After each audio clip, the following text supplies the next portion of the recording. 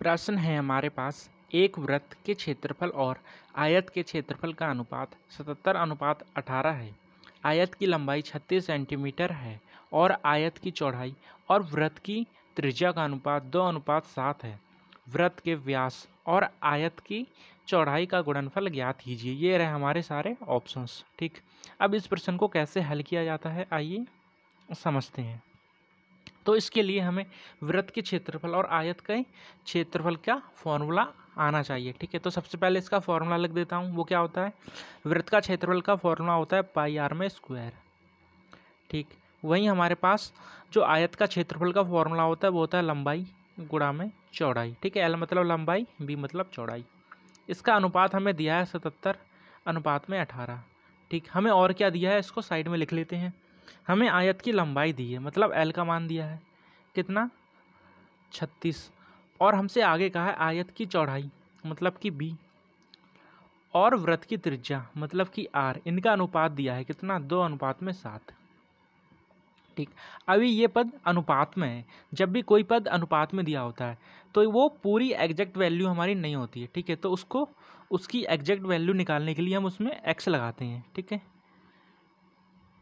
मतलब जो अनुपात है हमारे पास उसमें से कुछ ना कुछ कॉमन वैल्यू हमारे पास गायब रहती है। ठीक, तो उसको हम एक्स या फिर कोई भी अचर संख्या A B C D E F G मान सकते हैं। तो हम यहाँ पर एक्स मान लेते हैं। ठीक है, सारे वैल्यू हमारे पास आ गई।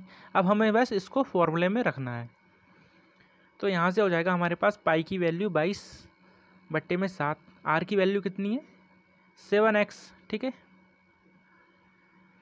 यहाँ से हो जाएगा 7x मल्टीप्लाई 7x। क्यों दो बार, क्यों, क्योंकि यहाँ पर स्क्वायर है। ठीक, और अपॉन में आ जाएगा हमारे पास l इंटू में b। l का मान कितना है, ये रहा 36,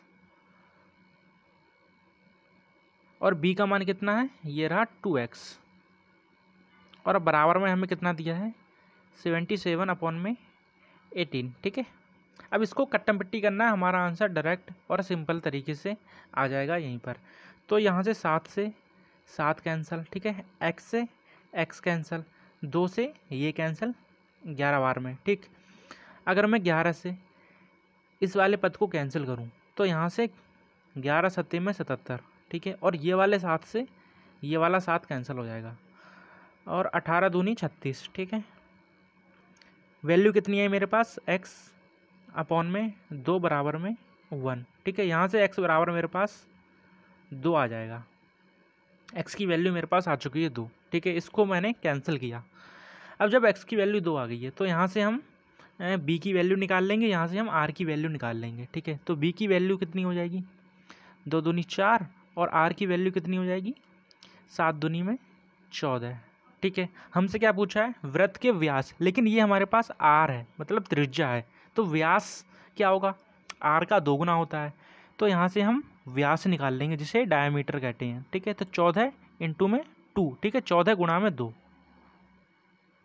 कितना आ जाएगा 28। अब हमसे क्या पूछा है कि वृत्त का व्यास और आयत की चौड़ाई, मतलब क्या हुआ कि b और मल्टीप्लाई में d। ठीक है, तो b का मान कितना है 4 और d का मान कितना है 28। इसकी मल्टीप्लाई करेंगे, मेरे पास आएगा 4 अट्ठे में 32, हासिल लगे 3, 4 दूनी में 8, 9 10 और 1 11, 112। ऑप्शन नंबर 1 हमारा राइट और करेक्ट आंसर हो जाएगा। ठीक है, समझ में आया ना, धन्यवाद।